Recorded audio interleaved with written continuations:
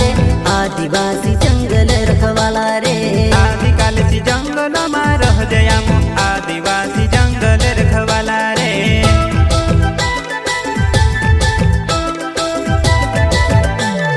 चल जंगल जमीन काजे पूजे रे आदिवासी दुनिया ने रखवाला रे बाप देव खतरी काज पूजे रे आदिवासी सबसे निराला